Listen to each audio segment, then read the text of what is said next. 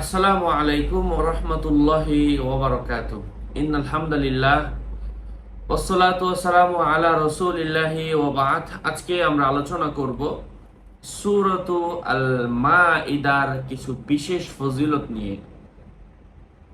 এই সূরাটা আমরা কম বেশ সবাই পড়েছি, কিন্তু এই সূরার বিশেষ কিছু ফজিলত রয়েছে, আমরা কি তা জানি?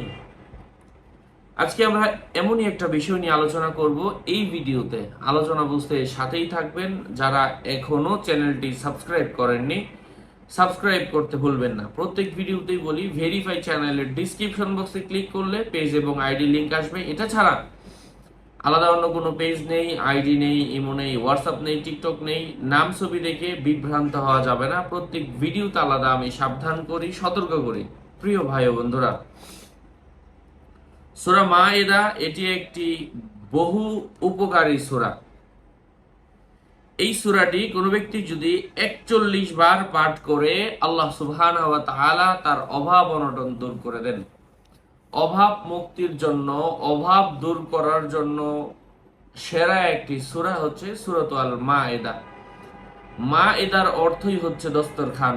দস্তরখান মানেই খাবার। হ্যাঁ, দোয়া করা হয়েছিল, রব্বানা আনজিল আলাইনা মাইদাতাম মিনাস সামাই তাকুনু লানা ঈদাল লিআউয়ালিনা ওয়া আখিরিনা আয়াতাম মিনক। হে আল্লাহ, আপনি আমাদের জন্য আসমান থেকে এমন একটা দস্তরখান নাজিল করেন, মানে এমন খাবার নাজিল করেন, তাকুনু লানা ঈদাল লিআউয়ালিনা, যা আমাদের পূর্ববর্তী এবং পরবর্তী সকলের জন্য একটা নিদর্শন হয়ে যাবে। প্রিয় ভাই ও বন্ধুরা, এই জন্য মাইদা মানেই রিজিকের অভাব দূর। যাই হোক, এই সূরাটি যদি কোনো ব্যক্তি সম্পূর্ণ সূরা মিশক আম্বর জাফরান দিয়ে লিখে রাখে, আল্লাহ সুবহানাহু ওয়া তাআলা তাকে কারো মুখাপেক্ষী করবেন না, এবং আল্লাহ তাআলা তার জন্য সুন্দর উত্তম রিজিকের ফায়সালা করবেন। এখন প্রশ্ন যে হুজুর, আমি সম্পূর্ণ সূরা লিখবো, লম্বা একটা, কত বড় একটা সূরা, কিভাবে বা লিখে রাখি? তো না পারলে যারা এই বিষয়ে অভিজ্ঞ, তারা এই সূরারই একটা নকশা শেয়ার করেছেন, এই সম্পূর্ণ সূরা মাইদার। এটা আপনি রাখতে পারেন বেশ কাম্বর জাফরান দ্বারা লিখে।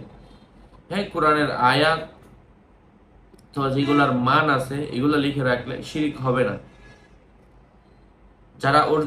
যারা অরিজিনাল মিশক আম্বর জাফরান কালি খুঁজতেছেন, অবশ্যই আমার সাথে কথা বলে নিয়ে নেবেন 019-08183699।